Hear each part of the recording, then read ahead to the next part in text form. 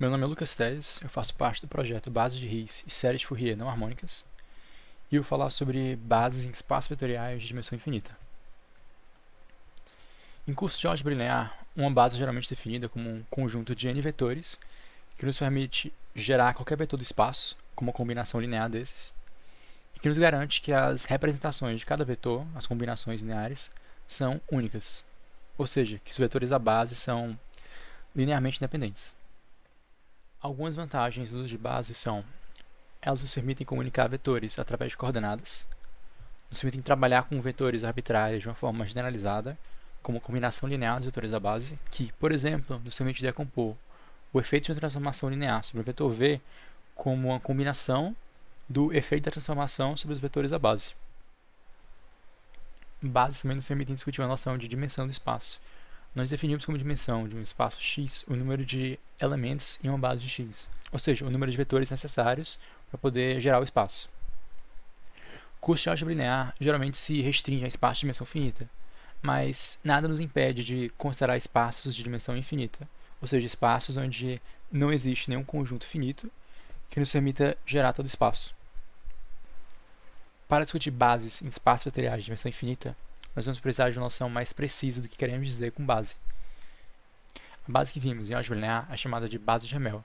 Ela pode ser definida de uma forma mais generalizada como um conjunto de vetores, podendo ter um número finito ou infinito de vetores, que geram espaço vetorial, especificamente com combinação linear, combinação de finitos vetores à base, e que ainda nos garante que as representações são únicas, que os vetores são linearmente independentes. O uso de bases de Hamel em espaços vetoriais de dimensão infinita traz algumas dificuldades. Enquanto conseguimos garantir a existência dessas bases, não temos como garantir que elas terão uma construção explícita, que conseguimos explicitamente declarar essa base. Além disso, essas bases frequentemente têm cardinalidade não numerável, que é o caso dos espaços de Banach, que são espaços de grande interesse na matemática, tornando o uso dessas bases geralmente impraticável. A partir da noção de base em álgebra linear, nós podemos definir outra noção de base em espaços de dimensão infinita. Chamamos de base de Schauder uma sequência de vetores que nos permite representar qualquer vetor por uma série, uma combinação infinita de vetores da base, e onde a representação de cada vetor é única. Quando falamos que uma série representa um vetor, estamos falando especificamente de espaços normados, onde a série converge até o vetor. Com as bases de Schauder, não só sabemos que as bases são necessariamente enumeráveis, mas frequentemente conseguimos explicitamente construir a base, o que nos permite identificar vetores por sequências. Como consequência da convergência das séries aos vetores aos quais elas representam, nós temos uma forma natural de aproximar tais vetores, com as somas parciais.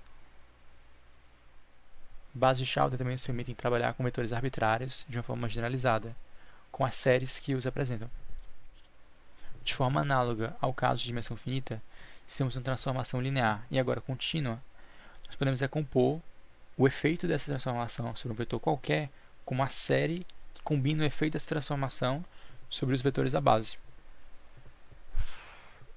De forma geral, incorporando séries ou combinações infinitas, nós conseguimos definir uma noção de base que nos permite estender parte da utilidade de bases em espaços de dimensão finita a espaços de dimensão infinita. Um exemplo de utilidade de base de Schauder são as séries de Fourier. Nós conseguimos contextualizar alguns espaços de funções como espaços vetoriais que admitem bases de Schauder.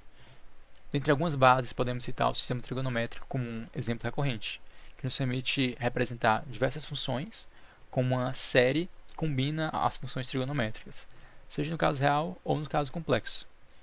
E o estudo das séries de Fourier, essas séries que combinam funções trigonométricas, viabilizou grandes avanços não só na matemática e ciência, mas na tecnologia moderna.